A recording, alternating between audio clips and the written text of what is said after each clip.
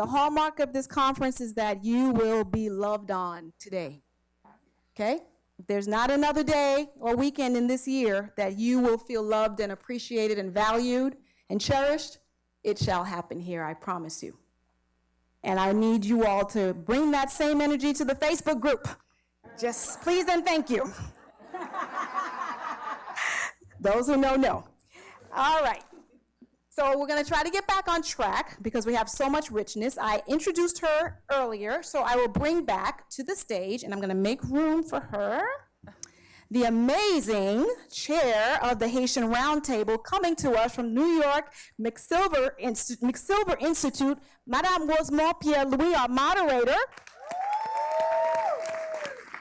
for the Engaging with Haiti panel. All right. Make a little bit more room for my sister, because that's what we do. We make room for our sisters. We open doors. That's right. We leave room at the table. And so, moving right along, also on this panel, an amazing powerhouse, and you should be reading their bios. I am going to bring forth Marguerite and Nicolas, one of the orchestrators of the newest organization called the Ayiti Community Trust that had an amazing gala raising. I'll let her tell you how much money for the Haitian community and our beloved homeland. Marguerite and Nicolas. Bravo! Representing Fonkoze, we have an amazing powerhouse woman in the room with us, Marguerite Lathan. Another gala that I saw was amazing in Miami. Welcome. At the Biltmore.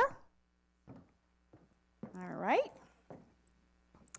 And rounding up the cast is the founder and co-founder and CEO of Kreyol Essence, Yve-Car Momperousse.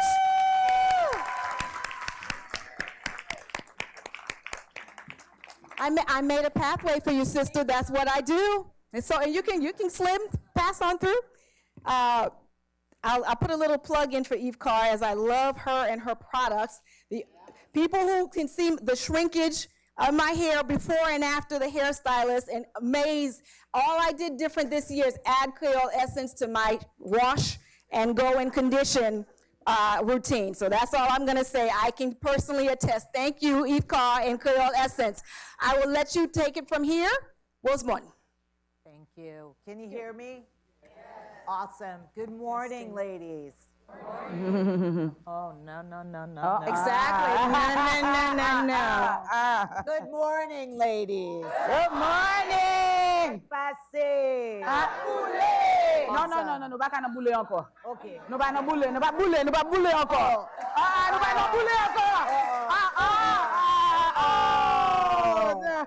You can tell this is going to be a Nabati.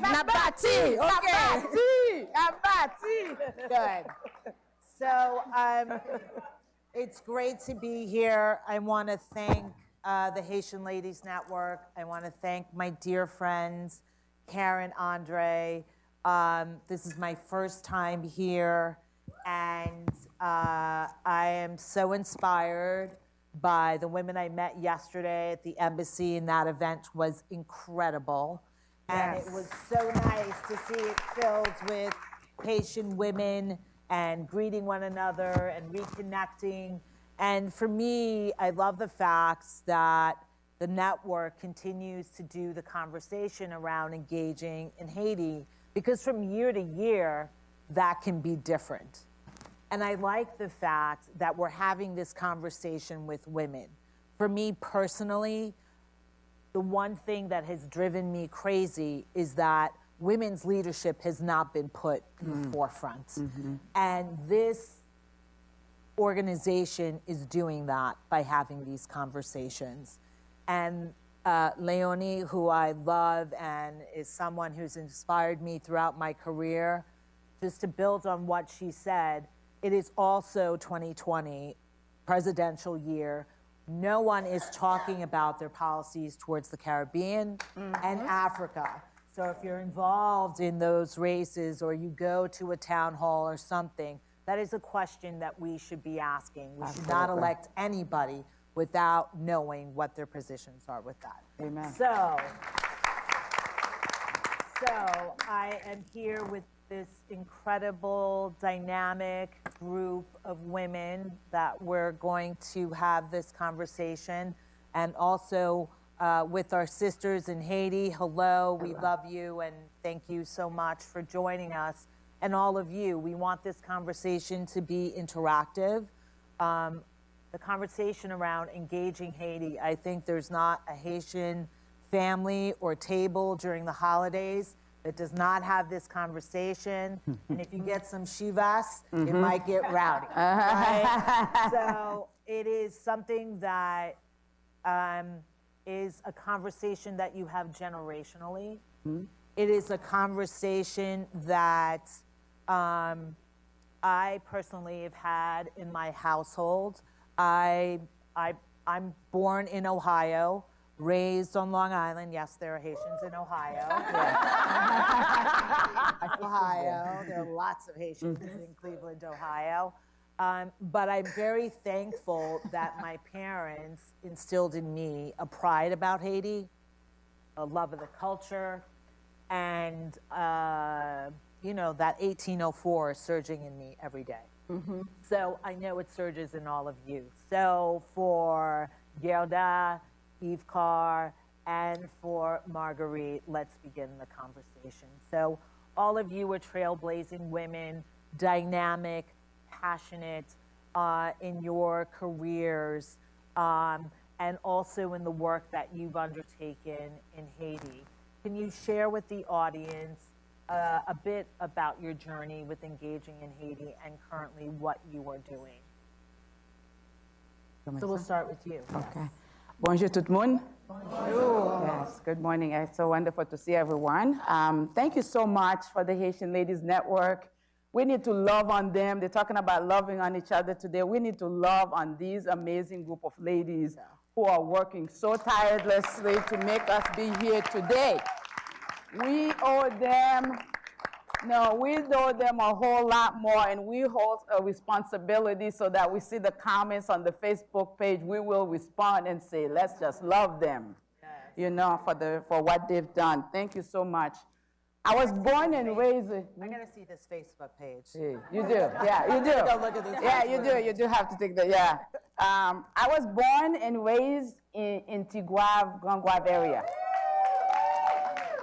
And I started there because it was never my intention ever to leave Haiti. In fact, I had no plans to ever leave Haiti.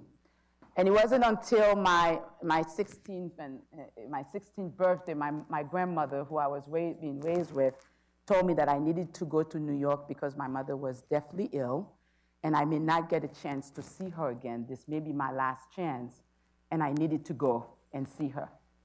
So I get on a plane, and for my first time getting on a plane, and I remember being on the American Airlines plane, and they served Coke in a can, and I didn't drink it.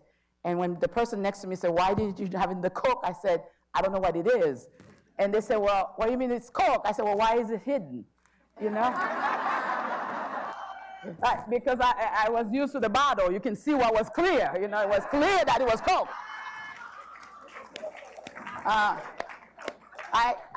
I say that because so I get to JFK, and at the time, if you remember, your family can go to the gate and come and get you. So I get to JFK to the gate, and there's my mother standing, healthy as can be, as a cow. And I didn't speak for 3 months. I didn't say a word to anybody for 3 months because I had felt duped and so forth. But my grandmother knew better, always. She always knew better. And she knew that this was the time for me to come to the States. And she knew that if I had the opportunity to do so and come and get an education in the way that I needed to be educated, she knew that I would always remember what my role was in Haiti. And so I say that because there are these women in our lives who oftentimes say things and we don't really get it and we don't understand it, but boy, are they right, right? And they're right in our lives. And so fast forward, obtained my PhD, the moment I got my PhD, I went back home. This year marks for me 26 years that I am in country once a month for 25 years. And I think for me, when you say, what is it about, like what has been the journey has been for me to figure out what role do I play in a country that has been pivotal. It's like the central element of my life. I say to people every single time, the reason that I am who I am, I think the way I think, I am as humanitarian as I can be, is because I was born in a country called Haiti. Yes. Therefore, I have a debt to pay to that land that served me so well, that allowed me to be where I am today. And so it's been a journey, you know, and for me in the last, like I said, I'm there once a month. I don't miss it. Anywhere I go, I was a professor at Boston College. When I was recruited to Boston College, I said that I only have one condition. I don't care what's happening at BC. I'm in country once a month, right? I got recruited to UM. I said, I don't care what's going on at UM. I'm in country once a month. That's just my only condition. Everything else, you know, matter. And I do think it is important. This time is right. And when Karen and Leonie are talking about this morning about what is our role, what are some of the things that we need to do, this is the time. Haiti is a graveyard of projects. It needs to end now. And we need to start thinking about what are the mechanisms that we have in place to be able to do that in a way that is effective. And I'm so excited to be here and get a chance to share with you, from my perspective, lots of perspectives about how can we engage in Haiti in a way that's going to be meaningful. So thank you. Thank you.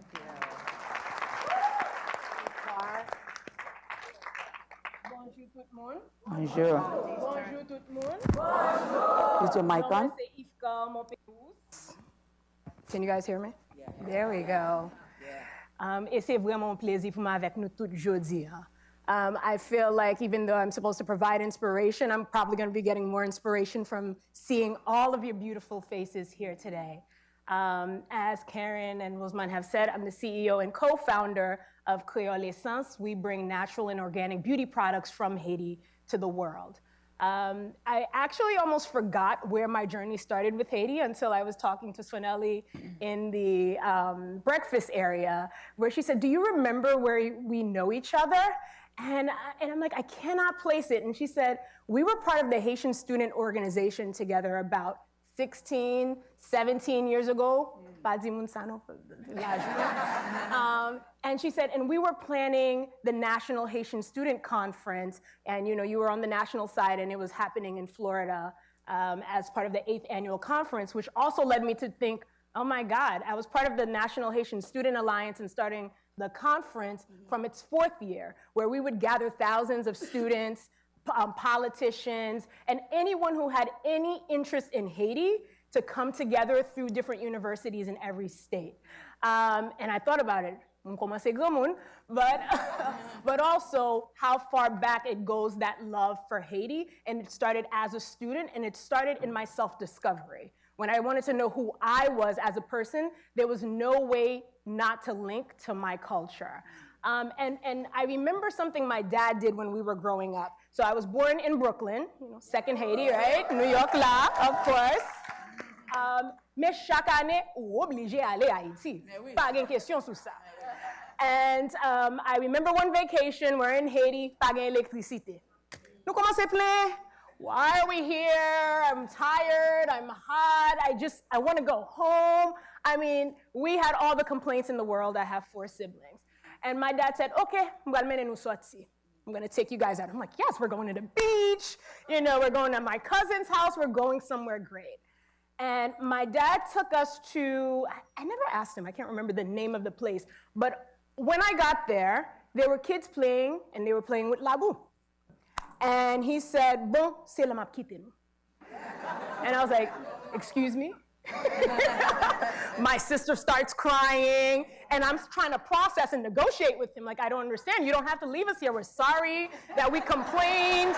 It's fine. Everything is fine at home. And then I saw one of the kids playing, and I said, wait a minute. Oh, and I'm like, okay, wait, we can't leave. What about her? And what about him? We have to take everybody with us. And my dad was like, that's not what I planned to have happen. No, we cannot take everyone home with us.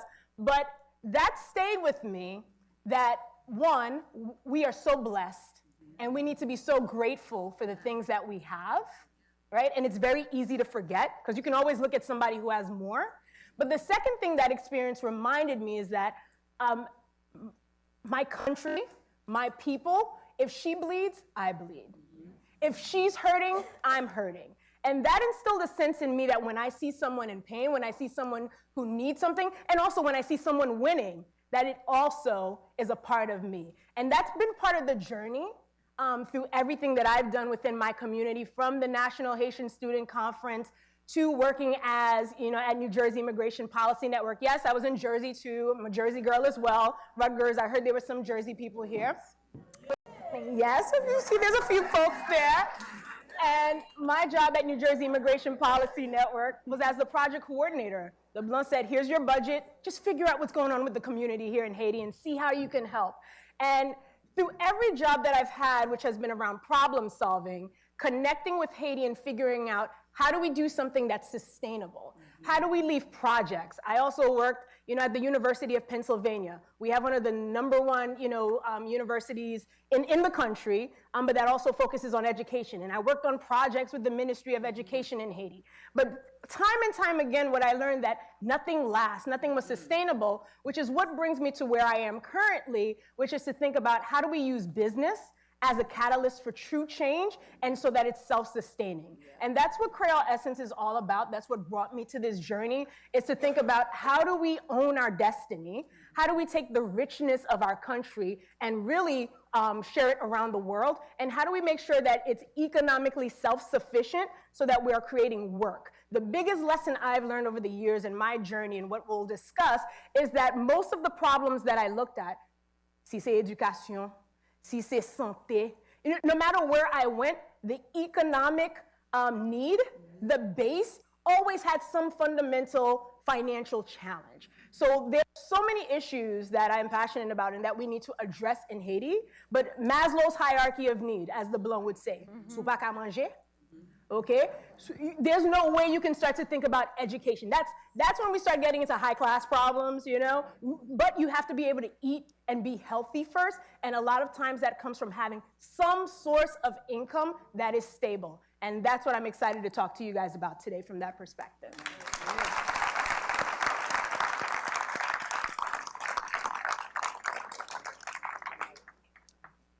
Alors, tout le monde qui est en Haïti, qui l'a cap gardé nous, moi je voulais encourager nous, n'a prié pour nous, parce que je connais un paquet de monde qui a gardé nous là. Bienvenue. And to all of you, thank you so much, Haitian Ladies Network, for allowing us to be here, first of all, for allowing to gather this sisterhood of women who are just giving so much back. So I really would love for you to take a pledge, just today, take a pledge to really put a seed in Haiti, a figurative seed, something that we're going to give back to our country. We know we're going to give back, but make the choice, make the pledge now. Emotionally, mentally, think about it. All of us are here right now. My journey, oh my goodness. We left Haiti and emigrated to Canada, to Montreal. Yeah.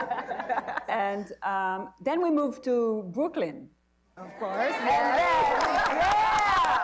We all go to Brooklyn. That's where it is, Brooklyn. Then we moved to Queens. Yep, I lived in Queens too. Yep.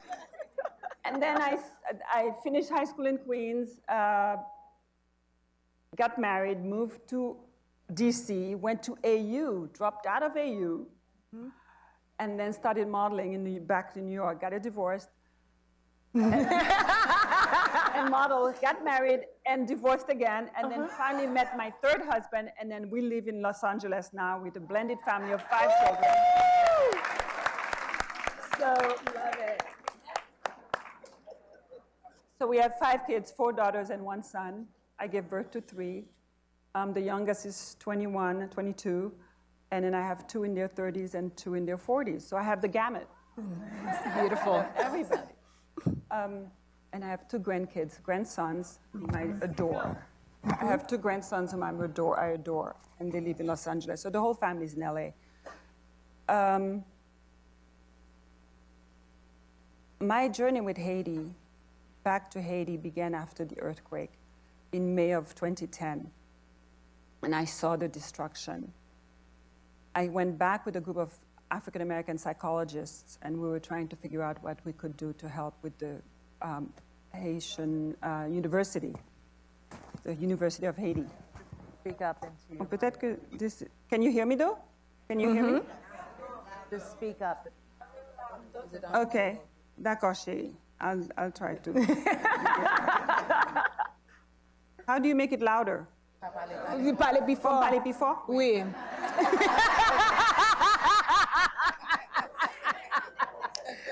So that project did not really work very well, but I came back, I found out, someone reached out to me about Fonkoze. So when they came to me with Fonkoze, I said, I don't know, because I really want to be part of an organization that's going to be transparent and sound. So I did all my research, I did my due diligence, I checked out, I called everybody in Haiti, in Canada, in France, and everybody came back with one thing, that Fonkoze was one of the largest microfinance organizations in Haiti, and that it was transparent, and I looked for their financial reports, and then I said, okay. I went to Haiti with Fonkoze, and I fell in love. I was already in love with Haiti because c'est pays moi, Haiti. Mais Fonkoze, that was like, oh my God. Fonkoze seduced me. So I went on trips around the country with the clients of Fonkoze. And when I spoke to one of the women of Fonkoze, one of their clients, non, côté, non, je crois que c'est, côté le théâtre, quoi. Bon, mi balai. T'es en dehors. En dehors, chérie. Et puis il dit, moi, je dis, quelle différence qu'on y a, alors? When you first started with Fonkoze, and then right now you graduated from the CLM program, which is the Chemin la Vie Meilleure program, which is the Path to a Better Life program. And then she said, eh bien, là, m'te fait commencer, famille moi, pas aider du tout. They didn't care about her, they didn't invite her to weddings, they didn't invite her to anything, because she was living in a shack with the kids, she was abandoned by her husband, whoever it was that she was living with, that was the father of her kids. She was begging, and then she said, Kounya, yon invite m nan baptême, yon invite m nan mariage, yon invite m à l'école. She has a business, and she's a micro-entrepreneur. So that's when I said, okay. And Fonkoze is one of the country's largest, it gives loans, but microloans, to women who have complete destruction. And we are partners with Partners in Health and Zami La Santé. So we have lots of partners in Haiti, and I am just in love with this organization. So if any of you are interested in just being part of all of us, please come. We have ProDev, we have all of the organizations. So yeah, so make that pledge. We have so many organizations in Haiti that are really doing the work on the ground. So do it. Great. Merci. So now I really want to delve in a little bit more in terms of the work that you're doing through your companies and your organization. So Guerda, I know there's a lot of excitement about the organization that you are a co-founder of, which is the Haiti Community Trust. So can you tell us about, can you hear me? Yeah. Sorry, so we're gonna talk about the Haiti Community Trust, which Guerda is the co-founder of. And can you just tell us about the mission? Are you giving grants? And I'm sure everyone's now asking, what's the process to get a grant if you're doing work in Haiti? Absolutely. Thank you. So Ayiti Community Trust, let me just say, first of all, we are calling it Ayiti because Ayiti is our name. Yeah. And so this is an opportunity for us to reclaim. I feel like a little bit like, Maxi Waters. We're going to reclaim Ayiti, because Ayiti is our indigenous name. It means mountainous land, and that's an important part. I say that because the Ayiti Community Trust is built on a model and an asset model. That means we are celebrating the goodness and the contributions of Ayiti while recognizing its challenges, right? And so you will not see us putting out images that shows Ayiti in any different way, because part of our vision is about changing the narrative of Ayiti. Right. And the work came about for me, after about 15 years as a psychologist. I'm a child and family psychologist. I spent 8 years at l'Hôpital Justinien. I spent working with and doing integrative mental health. Zami La Santé Loon is, that's our group in terms of making sure that mental health is being addressed. Been involved in a lot of different projects throughout the country. Part of going to Haiti allows you the opportunity to understand the country and recognize the diversity that exists in the country, right, as well. And during the course of doing that work, I began to ask myself, what is the legacy? What is it that we really want to leave behind, right? That we can continue to have projects, as you were indicating, and then the grant projects are over, and then it's done. People packed up and they leave. What are we doing that can be more sustainable? So I spent a significant amount of time then going to the mountains of the country and traveling to say, if we were to do something in country, if we were to think about 3 main pillars, tout kay besoin 3 pitons pour yo camper, vraiment. If we can créer un bagay en un pays, what 3 pillars could it really focus on? Can we ask the people, not in the city, but in the mountaintops, right? What would that look like? Out of that came these pillars of how important it was to focus on the environment, because by focusing on the environment, it allows us to focus on water, it allows us to focus on forestation, it allows us to focus on health, it allows us to focus on an array of different things, right? So that the environment became really, really important out of that conversation. The other one is exactly what you just mentioned, how important the ability for one to be able to work is. Business is central to that. I must be able to sell my stuff, right, and be able to feed my family and put them to school and be able to pay for the Mirabal Valley Hospital when I go for health. For that to happen, entrepreneurship is central. We cannot continue for people to wait to give me something that I need the opportunity to create for myself. So the second pillar of Ayiti Community Trust is the entrepreneurship place. The third one is what we heard throughout the country, which is the importance of civic education. You have got to love. You got to love the land. You got to love the community in which you're in. You have to take a responsibility socially to want to see it in another level. So Ayiti Community Trust is birthed out of the conversations with these individuals in country around these particular pillars. Then we took those pillars and said, well, do we create an organization? What would that look like? In my work, there are a number of foundations that come and do work in country, right? So you have a number of them who come and they support organizations, but then they leave. Or they're only supporting organizations who meet a particular threshold, which means the little organizations that Fonkoze is funding may not be applicable to those large organizations to be able to support it. But in fact, they are the organizations who are doing the most amazing work in their communities. But they may not necessarily have access to the fund. So then we sought to create a community foundation that is registered in country, that does grant making only in country, right? 2 organizations in these 3 pillars, right, in the country. But we wanted to make sure that that the work, a foundation work, could be sustainable. So we spent a good amount of time. Haiti Community Trust seems new to many people who's hearing about it. This is a 15 years in the making program that we started. Because once you create it, I traveled the Caribbean to understand foundations. I went to Brazil to understand community foundations. I went to Africa to understand community foundations. Does it make sense? What would it take for us in Haiti to have a community foundation that will be sustainable, that will be beyond me, right? And so the idea of the endowment fund become really, really crucial.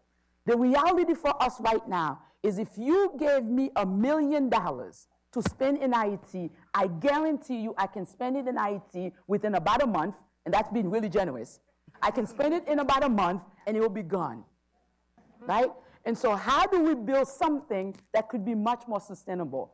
The endowment fund allows us to take the $1 million that could be given, we invest that fund, and then we use the yield of that fund to support organizations in country. You follow me? Yeah. Hey! Hey. Right? And so that is absolutely crucial because right now, we have a fatigue. We have donors fatigue. They're getting tired, right, of donating in the country. That's number one.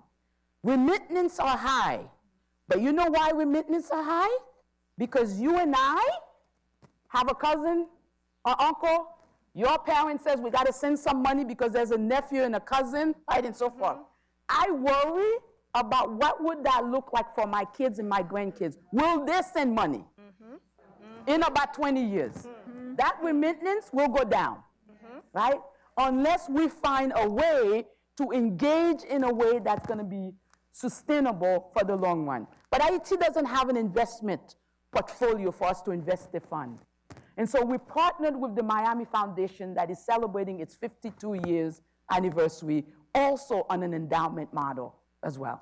So they incubate the Haiti Community Trust Fund. So when people provide the fund to Haiti Community Trust, they pas venir dans mes Guerda, OK?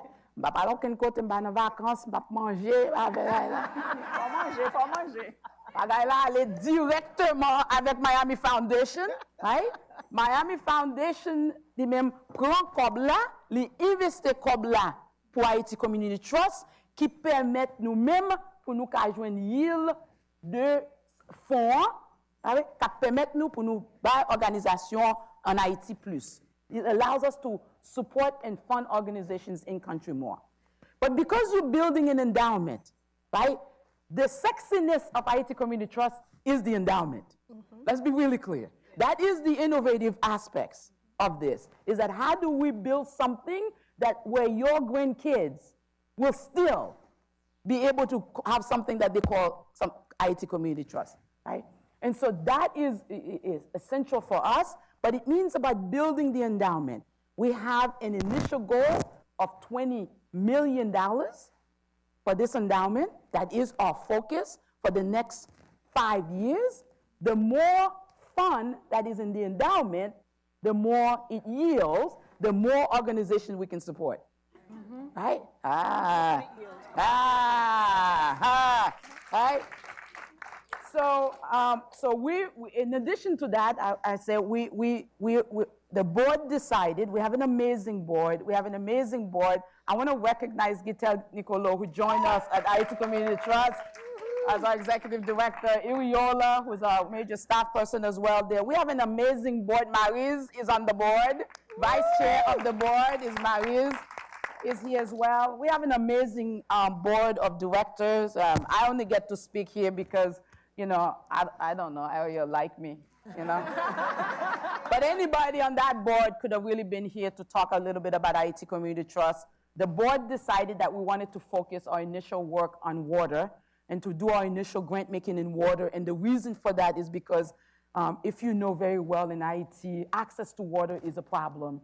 And most of the people who are accessing water, who's working really hard to go and get water, are girls who are spending a significant amount of their time to be able to do that. And so and the idea of water is not to produce potable water, is how do we create piping, how do we create infrastructure in a town that allows everybody to get access to water in a particular way. And that has been our initial focus in country in the last year, in addition to partnering with individuals like Shayna, you know, who's doing amazing work with Nathalie Tancred, right? And this woman who decided to live in an abusive relationship and start doing this heart-shaped whack. How does Haiti Community Trust partner with Shayna and make sure that for every event that we host, we buy from Shayna that allows Shayna to be able to have a business in a way that's meaningful way? Lots of great things that we can do, right? So thank you so much for that.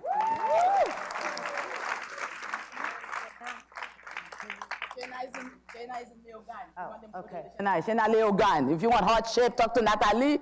Yeah, heart shape rock, they're beautiful. So I could say for the Haitian Roundtable, we have 2,000 of these rocks that are heart shaped. I actually have them on my bedside. So Yve-Car, Yes. Kreyol Essence, which it gives me so much joy when I walk into Whole Foods. And even if I'm not going into the beauty section, I'm like, let me leave the kale alone and let me go say hi to Kreyol Essence. It's so incredible that you were there, and it gives us such pride to see something that uses the word Kreyol in such a mainstay American type of institution. So you've created this tremendous social enterprise, which as its core is about not only investing in Haiti, but in creating employment opportunities. So can you talk and share with the audience about that process? Sure. So because one of the things that I get asked a lot is how did I start the business, I'm going to quickly go through that. I started Kreyol Essence after having what I call a hair catastrophe. Anybody ever have one of those? Okay, all right, so I'm in good company. I was going to an event and I wanted to look my best because I was in the market for a husband. Does anybody know what that's like? Okay, all right? So it's like, gotta get on it. And I went to my hairdresser, I have my big fro, you know, I needed it sleek and straight. And she did an amazing job, so good. I found the husband, Stéphane Jean-Baptiste, some of you know him. He's also my co-founder. But what happened the next day is when I washed my hair, it all fell out. Oh my goodness. Yes. So the first thing I did was, what did I do? Where's the mama? Okay. I cried first. Oh, okay, you gotta cry, you just lost your hair. Yeah. And then I called mom. And I said to her, you know, what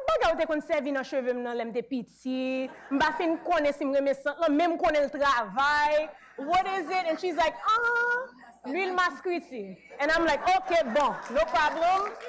I'm in Philadelphia. Philadelphia, there's plenty of, you know, people of color, Haitian folks, I should be able to find it. Unfortunately, when I looked on shelves, I found things with hexane, bleach, other additives. Castor oil, as they call it, qui blanc, qui raffiné. The other thing is there were other types of oils, other countries, but it wasn't the real thing. So I called her back and I was like, Mom, can you send me some of the l'huile mascriti? And she's like, and I'm like, you're my mom, I'm in an emergency here. Why aren't you sending this to me? So, okay, finally I get her to send it. And you understand what it is.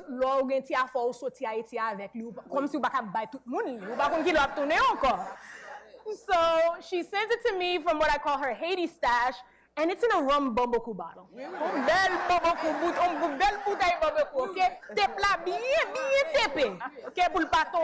So it doesn't leak. It's gold in there. So I looked at it and I said, why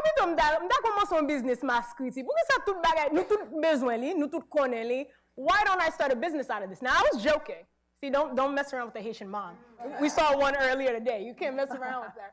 And she said, actually, that's a really good idea. Now, I was in the School of Government. I was going to go about my government path or find my business husband and just kind of go about my world. And then we started to think about the supply chain, right? In order to make mascriti, you need the seeds. Yeah. And in order to get the seeds, you have to work with farmers. Mm-hmm. And I was like, that's interesting. I remember my mom saying that, you know, agriculture was the mainstay of the country, now it's decimated. I was like, could a business actually help revitalize an agricultural industry? All right, that's pretty cool. We're going back to organic and farming. That makes sense. Then we thought about, okay, so who makes l'huile mascuti? Who makes l'huile mascuti? Haitian women. Yeah. Haitian women are the one who make l'huile mascuti. So to think about it, women are also the ones who are the potomitan. They're the ones taking care of the household, but they're also the most vulnerable financially, physically, because they don't have income and resources. So, okay, we could work with primarily women for something that they do better than anyone else anyway. All right, and then thinking about it, you know, putting the nerd hat on, well, the country needs to export, right? That's how a country's GDP grows. We keep importing in Haiti. We need something that we can add value, that we can export. And I was like, all right, we'd have to export this. The market I know is the US market, you know, the Canadian market, North America, that's where we can go. And then my husband, he is a fanatic of telling stories, and he is absolutely obsessed with changing the narrative around Haiti. Well, when you start talking about beauty products, you're not talking about flies, you're not talking about poverty, you're talking about the beauty of a woman, of a man, and of a country. So that all together, plus the fact that, comme si I have an expensive habit when it comes to beauty products, hair products, if it works for natural hair, I want it. I said, at least now I can put that as a business expense. So that's how, okay, gotta think about the finances. And together, that is how Kreyol Essence was born. And what I think is really important throughout that is, the first thing I did was call my mom as I'm talking to her, and I said, okay, let's do it. And the first thing we had to do was just jump on a plane, because I don't know how to make l'huile mascuti. I don't know, you know, the first thing about it. And the first step was going to in country and sitting at the feet of women and creating a relationship and learning. So very often, and especially from my past trips, you know, with, you know, the blood, the NGOs, the this and that, you know, we're coming in with some sort of a savior complex. We're here to teach. But no, now I needed to sit there and learn because I don't know anything about this. And that was a humbling and also really good experience for how Kreyol Essence began. And then the next thing was, okay? We met with farmers, we met with producers, gaining that trust and really understanding how to make the product. But after, you know, I took my gallon of oil. There was no NGO, there was nothing of that. It was my savings that we started with. And then you pray that no one, you know, figures it out. And what Stefan did, he created a ticket, and we're like, let's see if anybody else actually wants l'huile mascuti. So we put it in the bottle, and I don't know if any of you are familiar with HRA, Haiti Renewal Alliance, with Magali and Furman Backer. Is Magali there? Oh, no, okay, you guys she's not here? Okay, she's in Geneva.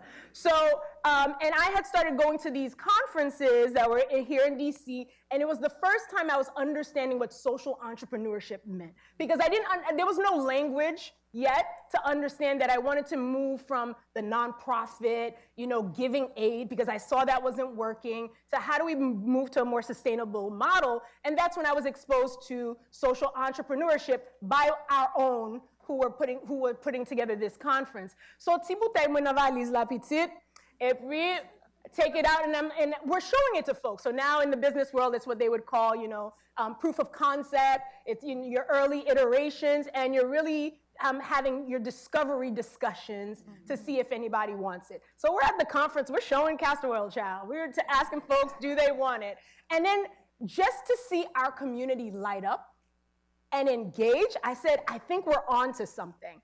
And then also to see the ideas that came out of it. And I'm not talking about ideas that where you're kind of rolling your eyes, you're like, okay. But real ideas that of folks saying, hey, do you know that when you plant mascuti, that it helps with soil erosion? No, I had no idea about that. Hey, do you know that, you know, when you plant the mascuti, that can actually help with deforestation because it's a cash crop. The likelihood of someone cutting it down is going to be less because l'irrentable, okay? It's not one of those things, plant trees and it's good to do when I'm hungry. But if I can make money out of it because you're going to buy a couple of kilograms, ou bien pas ma meat, because, you know, we're not in kilograms and all that stuff. C'est pas ma meat ou acheter grain. All these different things. It's almost like a community sort of cohort coming in and giving ideas for how we can use impact through this business model. And that has been the journey throughout Kreyol Essence. So that's a little bit about, things that we weren't aware of, but that we learned we can have an impact on the environment. Then we again started talking about women. We have a hybrid model where we work with both co-ops, and we've also run our own facility. And I remember the first time that it was hard, things are not going as they should, and we were hiring something like 100 women to be in the facility, and part of the interview process, and I was actually really wondering, why do you want to work for Kreyol Essence? A lot of the women, they had their own businesses. And there's a bit of this fallacy that all Haitians are entrepreneurs. That is survival, okay? It's one thing to be an entrepreneur and know you want to create a business. It's another thing to hustle because you've got to feed kids. And we need to understand that difference. So when I asked the women, ou qui sont d'ailleurs travailler avec moi ou déjà gen commerce pa ou gen va faire plus kob l'autre côté, Madame Yve-Car. OK? Ou kon sa besoin kounyen, besoin pour me passer temps avec ti moun. OK? Si m'nan marché, si m'a travail, si m'oblige lever grand matin pour mal travail, si moun nan kou kont nan la kaye li, m'pa gen contrôle li. And then when you hear stories about women who are at the marché or at the marketplace who get robbed, who can get raped, depending on where they are. So all of a sudden, this glamorous vision that everyone was talking about, that everyone in Haiti needs to be an entrepreneur, that started, I had to sit there and think about that and think about what is the value also of creating work and having infrastructures and having companies. Because we know here in the United States, 80% of the economy is made by small businesses. And we are in a country that has pretty much none. So to sit there and talk to the women around the fact that, they need secure work so that they know that they could pay for their kids' schools, we were like, all right, that means it was a nod to know, keep going, even though it's not perfect, even though there's, it's kind of sloppy. If you saw where we are, I have to show you photos. And we're all on the floor, all of us, right? Grenade, we had to start off with charbon, and in order to make the l'huile masquiti, but it was the beginning of just proving that this could work. The next thing is, after you need to export. Well, guess what? There isn't a manual that tells you how to export out of Haiti, unfortunately, and who you can trust. So going through those lessons and being able to work with folks to ask questions and to figure out how do we export out of country legally and make sure that we can enter the country with the product was also a process. But also what we're proud of that we're seeing is that also spurred others to feel like, okay, I can export out of country. Okay, I can create a business where my goods has value. And I have to say, getting to that Whole Foods shelf, part of it was because I was spending most of my time in Haiti, I literally, Stefan would say, come visit when you can, and that's a whole nother conversation around the sacrifices that you make for your relationships and in your household when you are focusing on your community. And, when we were having trouble, we're not selling, all my time is being spent on supply chain, which is important, and then became the beckoning where, okay, some of the initial investors that we had, they're starting to think, well, what's happening here? I don't see sales. I don't think this is happening fast enough. There's like all this pressure because the other thing is we want to save Haiti and we want to save it now. And if it doesn't happen in 6 months, then something is wrong. And that's another lesson I think we all have to learn is that you have to pace yourself. This is a long-term game. Every step is crucial if you want it to last, and it is slower than you actually think it's going to be, but that's because we're dealing with complicated situations. So I get back to the States, and I'm trying to figure out, all right, we're running out of cash here. I have these women that I need to make sure stay employed. We have a facility here. How are we going to really kick it off a notch? And so at Whole Foods was one of the targets. 2 different people I sent to go talk to folks. They all came back with no's. I was like, all right, I got to do this myself. So I start going into a Whole Foods, and I'm asking questions. I visited literally 80 Whole Food markets by myself. I did my own little tour of going in with my basket of l'huile masquiti, telling our story, and also having them smell the different variations we have. If you don't know, you'll know tomorrow. Lavender, chocolate. You know, we're elevating our game with our products from Haiti. And finally, we're fatigué, feeling very much like I just want to just stop and just call it quits. Well, I tried. And there's I walked down the aisle of a Whole Foods store because my mom invited me to lunch because she knew I was feeling super discouraged and I was ready to call it quits. And she actually, it was cute, she was like, oh, je m'entendais parler d'un côté qui relait Whole Foods. And I'm like, yes, Mom, I've heard of Whole Foods. Eh bien, on a mangé, puis on a parlé, and all that stuff. Great. And I walk, because I'm also obsessed with, you know, finding good beauty products, I walk down the aisle like I usually do, and I see a substandard, as I will call it, l'huile mascriti. We've been turned down 2 or 3 times, and here it is, this is not right. So I asked to speak to the buyer, and yo dit, li pa la kounye, on gen va tourner in an hour or so. Okay, l'huile mascriti me toujou pre nan valiz mwen. And I come back and I sit on the floor with the buyer. She's stocking shelves. I'm stocking shelves with her. And I'm telling her our story. She smells our product. She feels it. She's like, you're in. I'm like, we're in? You're in. And she's like, this is the first store you're in, but it won't be the last. I'm going to go through the process with you because this company is why Whole Foods exists. And this product, you know, is something, thank you. This product is something also that our community needs. And that's the other part of Kreyol Essence. And when you think about what Haiti can add for someone, women of color disproportionately, our products, a study found 80% of our products have hormone-disrupting chemicals in them. Okay? So when you think about also, just from a larger perspective of here in the States and Canada and around the world, making sure women of color are using hair and skincare products that are good for them, that is also something else that Haiti is helping to solve, and that starts to put the country in a different light. So there's a couple of other things that we're working on this year, but that's how we got to Whole Foods, and our community also, when we needed to scale, we started an email campaign, and let me tell you, after the buyers were done getting emails from many of our customers, our tribe, I call it, they were just like, you can tell them to stop now. We'll do it. We'll take you from those 50 stores to 350 nationally, and that's because of you all. Thank you. Woo! I'm going to ask this final question to Marguerite because I know that we want to open it up to the floor for Q&A because I know some of the women in the audience and I'm sure you have lots of questions. So Fonkoze, an organization, as you know, that I love, and I think, Guerda, you brought up a good point.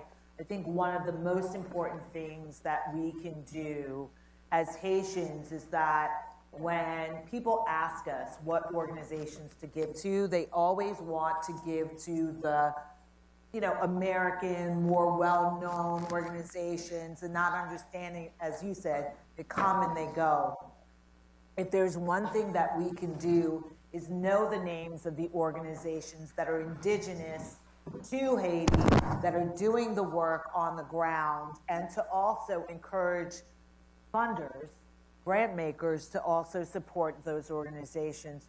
Fonkoze, I think, is tremendous. It harnesses the power of our brothers and sisters.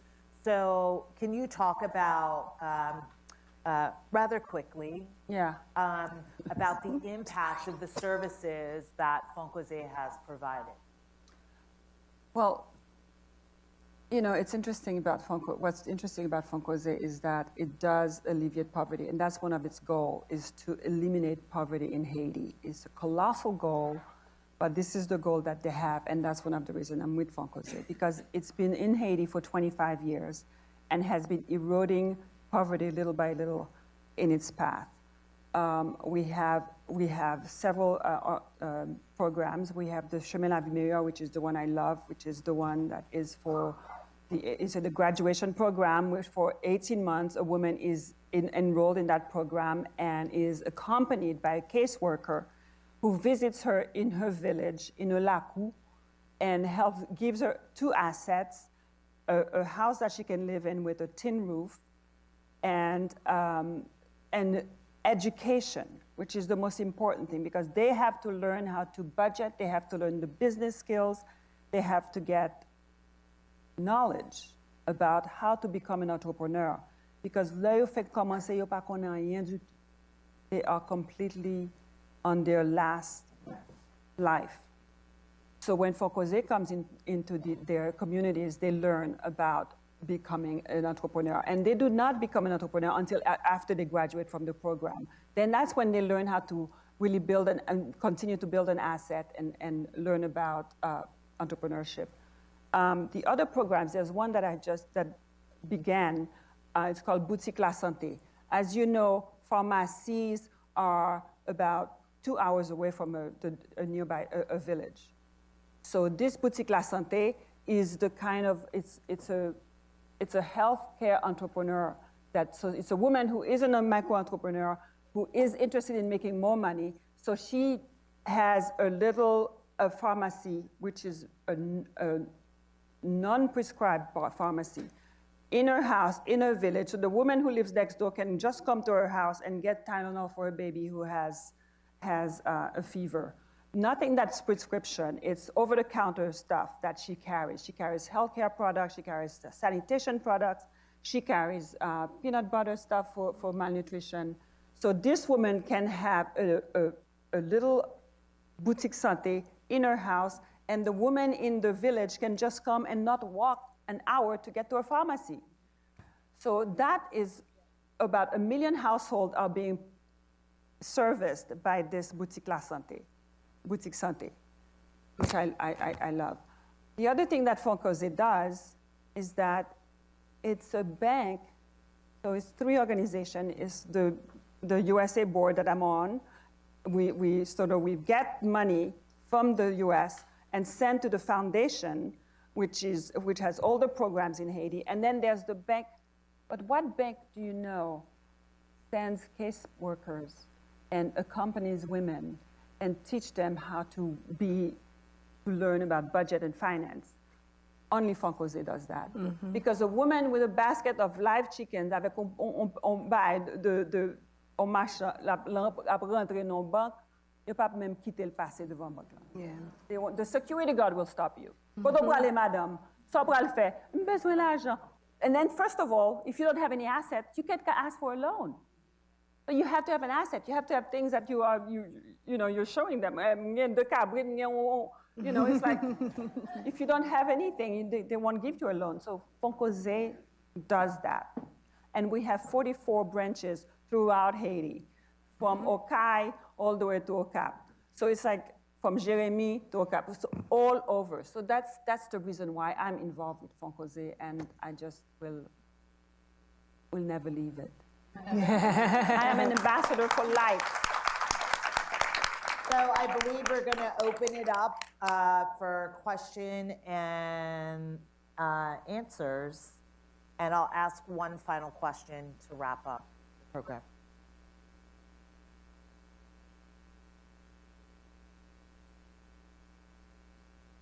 Please walk to a microphone.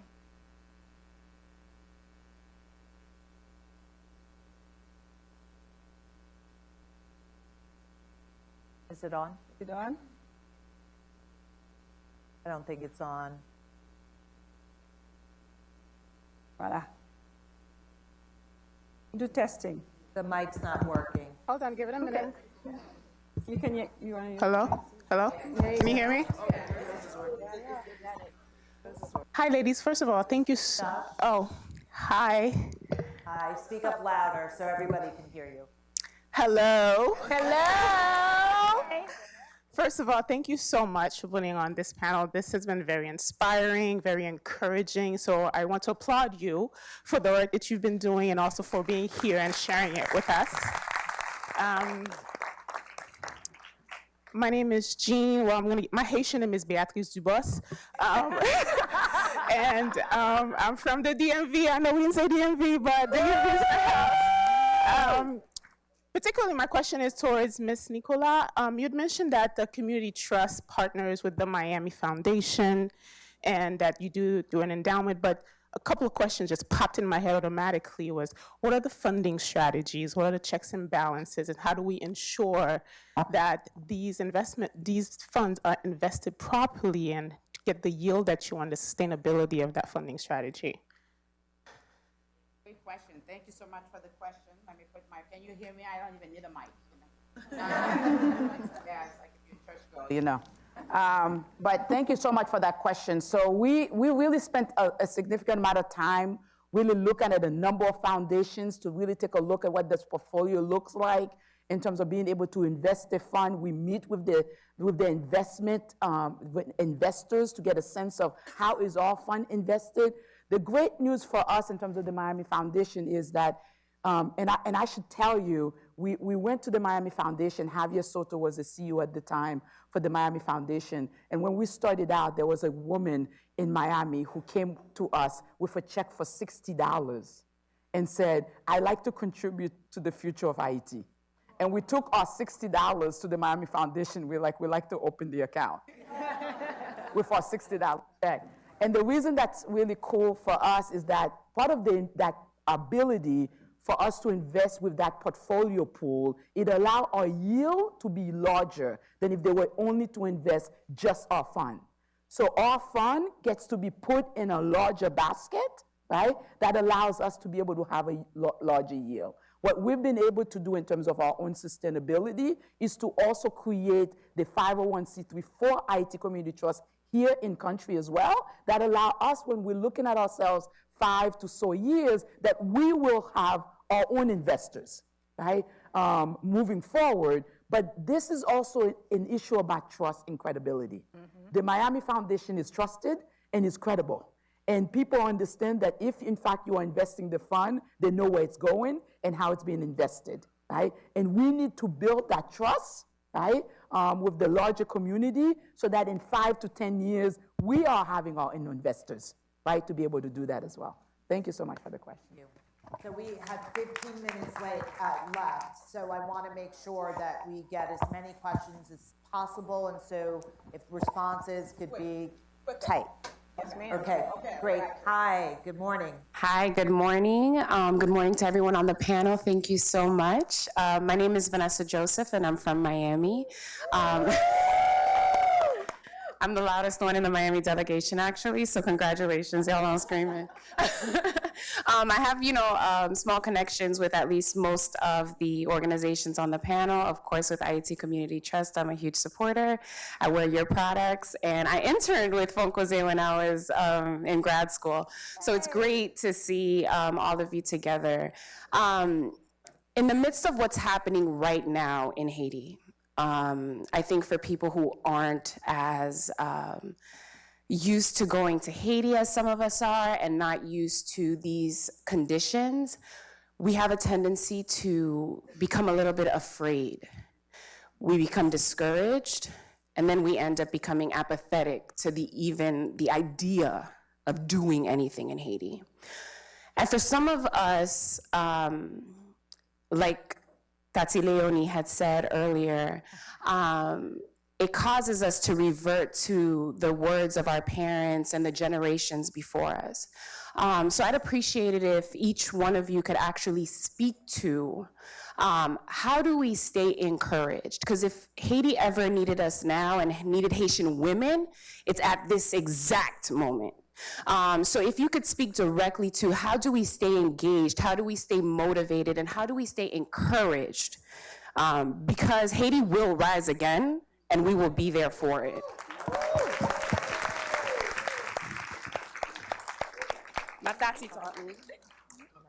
So thank you so much for that question. I actually brought this with me today because I was feeling super discouraged.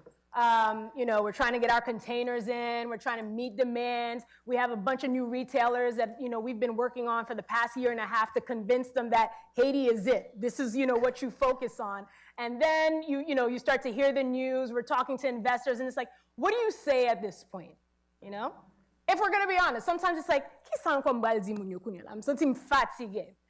But then, you know, we're preparing for the holidays, and is Cindy Lou here? I don't know if she's here or not. But we started talking, and I asked her, I wanted to have artisan bags made for the holidays. And I'm ordering, and you know, we've had different experiences working with partners, and I said, I don't even know if I'm gonna be able to get this. And then yesterday it came via DHL with the beautiful bag with the women in it, with the Kreyol Essence sign on it. And that gave me lots of hope, and all of a sudden I was re-energized again. Because I was like, she found some way for me to get this in Miami. I'm gonna find a way to get the containers there. We're gonna close deals. And I think we have to hold on to each other and look at small things that are happening to keep us encouraged. So buy your Kreyol Essence products, invest in different mechanisms like Ayiti Trust, work with Fonkoze, and I think we're going to be able to withstand the challenges. And I mean, Magali is here. Yeah. So, I mean, anyone who should be discouraged, Magali comme si kunya bon kunya. Magali va faire business, li va faire bayo marché. And so that's the inspiration that we need to encourage each other. So also, Fonkoze continues to work on the grounds in Haiti, all over the country, with blockage of streets. But we still continue. We're not stopping just because there's a road blockage. We're going to continue because these women they need their loans, they need their microcredit, they need to meet with their case managers. We continue to go, and we are open for business. All right. I think that one of the things that we can do is when you see the news coverage, particularly here, it perpetuates what I think is a one-dimensional perspective about Haiti. And what Leonie was talking about in helping to understand these men and women who are taking to the streets and why they are taking to the streets, it is important for each and every one of us to share that with others, whether it's our family members, whether it is those who are not Haitian, to help them understand. Because in other countries, they would call this a revolution, right? And when it comes to Haiti, c'est des right. Yeah. We have to also, as we like to say at the Haitian Roundtable, be the keepers of the legacy to make sure that we are telling truths. Absolutely. I went to Haiti for the first time in 2017. Transformational experience. Nothing like bathing in the waters of Haiti for the first time. And I love rice and beans. And there's nothing like eating national. I was like, that's the best thing I've ever had. But we must continue to address the one-dimensional perspectives in the way that our own community talks about Haiti and how others portray us in the media. We need to write op-eds. We need to really tell the story of what's happening on the ground. Yeah. Okay, thank you. Thank you, Rose. And thank you to each of you for everything that you said. This is everything I need right now. I have a question for Yve-Car, and if you have an answer to the question, jump in. As you were building this empire, how did you choose your team? How did you nurture your team? And how, see, there are others again. They're like, all that, and how did you continue to grow your team to not just sustain the business, but to grow the mission and nurture the mission of your organization? Yes, that's a beautiful question. I know we're in a tight time frame, so I'm gonna just give a short response, and then we can always talk offline. I would say it's an excellent question, and it's one that as an entrepreneur, I have to keep asking myself each time we go to a different level, right? So that I'm not even done with that process yet. But I will say that at first, I really went by skill sets and what is it that the company needed, and who are the folks who can into the things that I didn't know. So I think the first thing as an entrepreneur is to be honest with yourself about the things you don't know. We don't have to have superwomen complexes. We don't have to feel like we have to answer everything, which I had to struggle with. And I remember being at the Cornell Business Incubator, when I looked at my male counterparts, who are primarily white males, it was just me and Stefan as the folks of color, you're not getting complex, okay? They are real good at putting a team together and sitting back. Whereas our culture, as females, as Haitians, says we've got to do it all, we've got to know it all, and we've got to run it all. So it's something that as we grow, I get better about what I don't know, what I'm not great at, and understanding my core competencies, and then also trying to learn and figure out other people's core competencies. And then I cannot emphasize enough the need to have core, advisors. Okay, the folks that you can go to, the aunties, the uncles. Johnny Celestin is love him. I don't know how many of you all know Johnny, but he's like my hiring ninja. Okay, whenever I need to, get a pulse, having folks who you can go to and say, can you talk to this person? Can you interview them as well? Can you be my blind spot?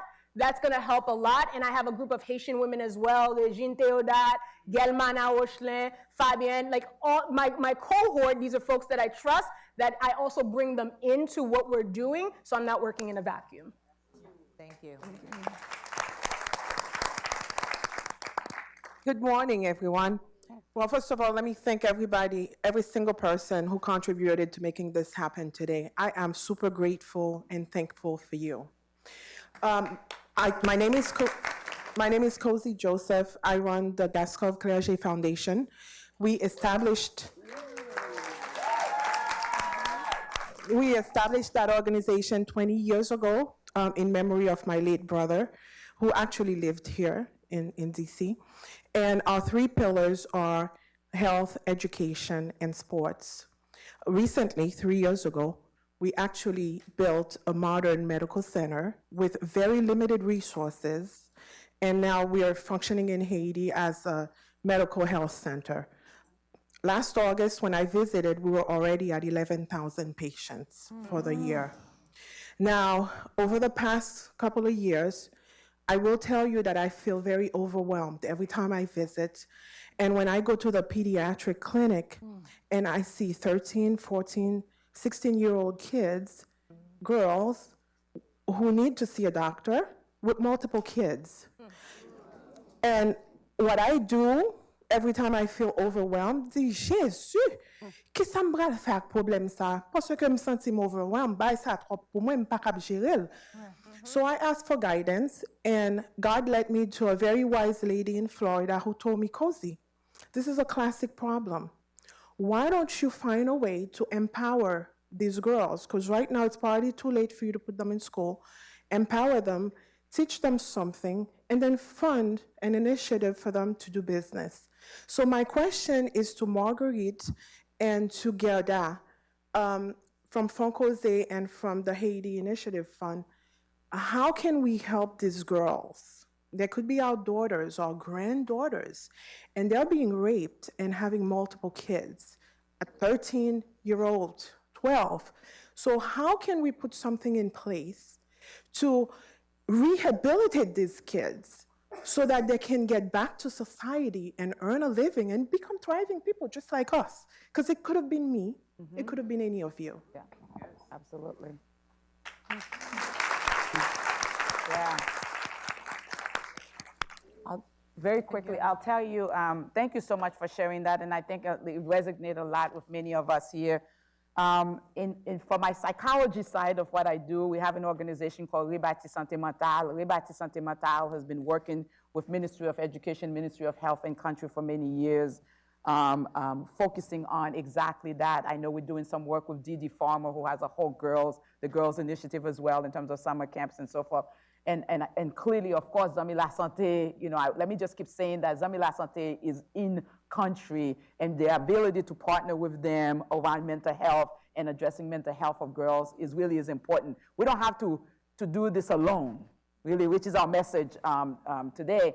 But in addition to that, in terms of the Haiti Community Trust piece, we have got to be able to have organizations in commune that we can support. What are the organizations that have after-school program, that has homework program, that have these programs that we could support that will allow for those girls to have a space, right, to be able to do so that they don't have to go very far in terms of really addressing some of the issues that are going on in countries. So our focus is about building that intrinsic community piece, the intrinsic of communities, and supporting those organizations to be able to do work that will absolutely have a huge impact on girls, but also everyone as well. The other thing I want to say very quickly before you go, we have 578 communes in Haiti. That's an important element for us to understand. Sometimes we think of Haiti as one place. Like, we don't think about the department, the arrondissement, the communes that exist in Haiti. The feeling of overwhelmingness is about that largeness of it. But if you think about the commune level, these are the ones that are not making it in the news, right, for the most part. I think that is where our hope is. Yeah. So we have a partner in Zami La Santé, and Zami La Santé does have a mental health component that really can help young adults and teenagers. Fonkoze does not have a program for the youth yet, but don't take that into, we might. So I'm going to talk to you after this, so that I can connect you with our people in DC. All right, so we have 5 minutes. So I'm going to do here. So questions quick and responses quick, so we can get all of these questions in. Ma'am. Well, I'm Dr. Sarita Duchatelier, and I was born in Port-au-Prince, Bed-Stuy, Brooklyn, East New York. I'm a child of uneducated Haitian parents. All of my entire family, OBGYN, peds neurologist, that's what I do, pediatric. You know, I remembered hearing the exodus of professionals. We have lawyers, doctors, therapists here. My question to you is, how do we come back? How do we come back to give back? Because this is why I'm here. Now that we're all Cornell grad, educated, I have Harvard, you know, we have all the titles, but now how do we come back? And I have, you know, Medical Haitian Association, I've run various companies myself. How do we come back? You know, it does feel overwhelming. So what's overwhelming how do we do this? Is that you really want to go back for a long period of time. You A don't purpose. have to. You can go for a week, you can go for a month, you can go for 2 weeks. You don't have to go there for a year.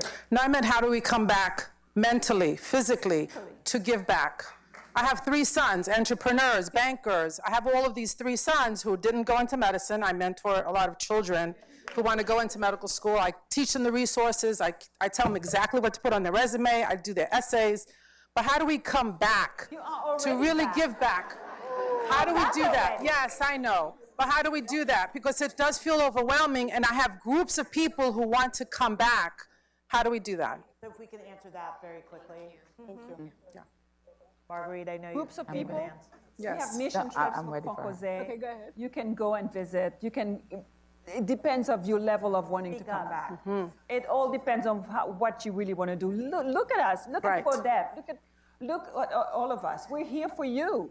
So you can reach out to us. Okay, thank you. A group, the bigger picture. Well, then the bigger picture, you're already there. If you want to, that's a question that we all can answer.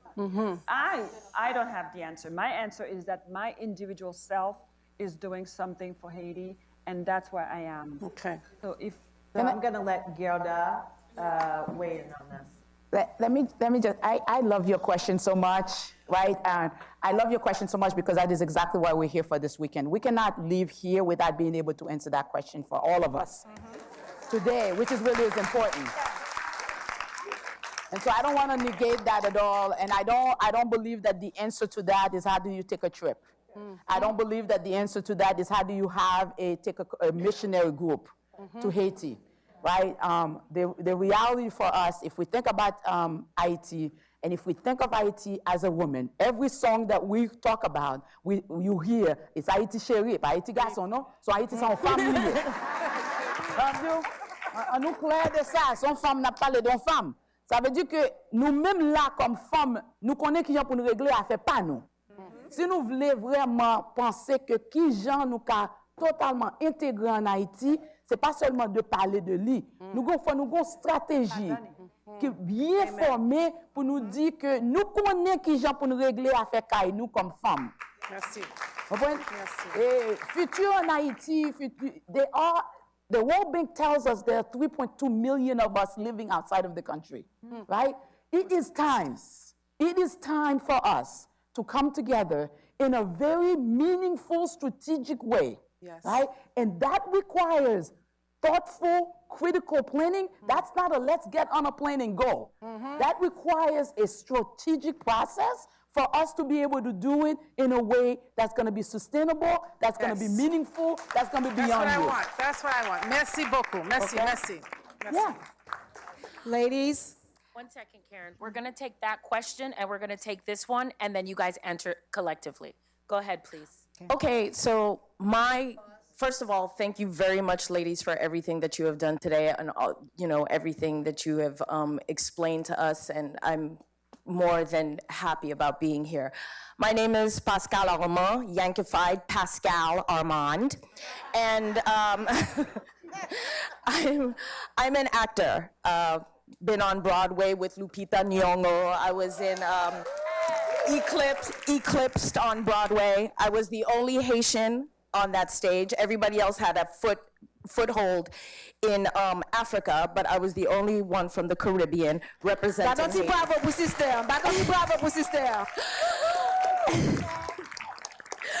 Right now, I'm working on a solo piece. The name of the show is Shithole Country Clapback.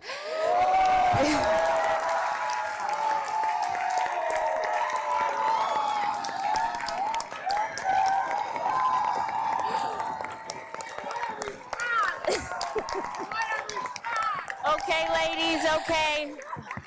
And we gotta get through the questions. And I am very interested in changing the perspective in our art, in the journalism, in the writing that is out there about Haiti.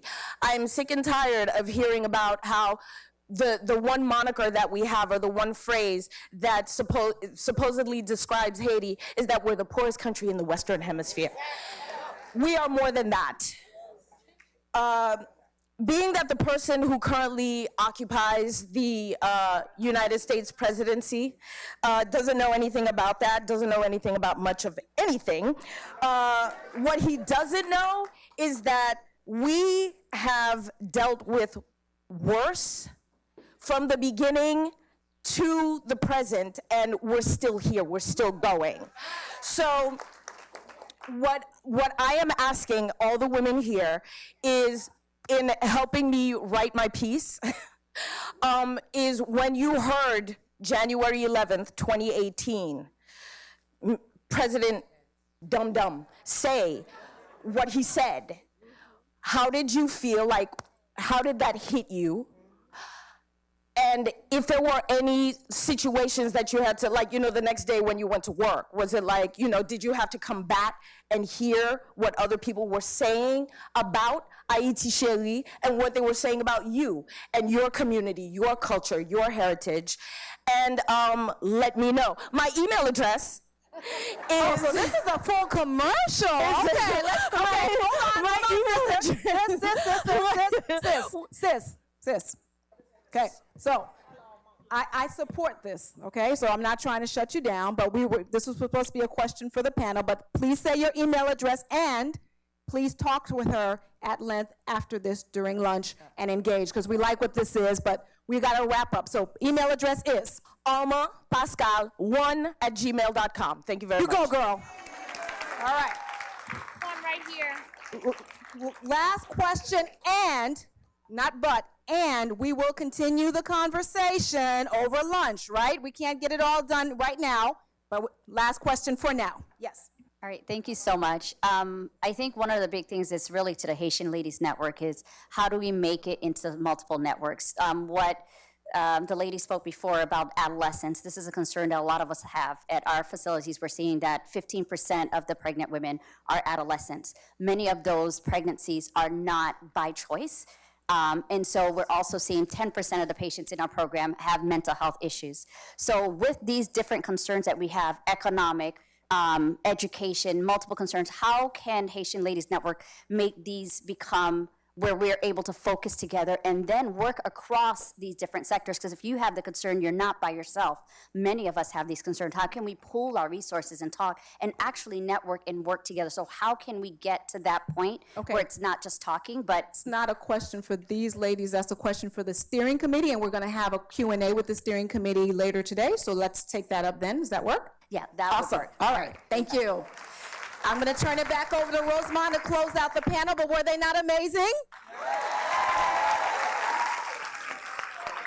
Engaging with Haiti panel. From Voyant, that's right, you love on your sisters, yes! Love on your sisters, yes. Do you feel the love, ladies? Feel the love, indeed.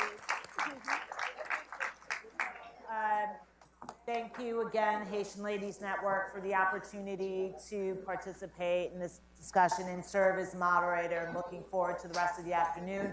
I would be remiss not to acknowledge my sisters. All the women from the board of directors of the Haitian Roundtable are here today, so I just want to acknowledge them, that they're here. We're rolling very deep this weekend, so yes, Daphne, Midwin Charles, who you see on MSNBC. And ladies, CNN. stand ladies so we can see you. Hey! Thank you for coming from New York. Dina. Very, very deep. And we love Karen, and she's one of our 1804 list inductees. So we love her, and she's chairing our event this year. But to Guerda, Yve-Car, Marguerite, my heart is full. I'm so proud of you guys and what you're doing. I'm so proud of everyone in this audience for your thoughtful questions. And once again, we will continue, we will persist as women, because that's the only thing we know how to do. Amen. So thank you so much, and looking forward to the rest of the afternoon. Thank you. Thank you, ladies. Thank you. Congratulations. Thank you so much.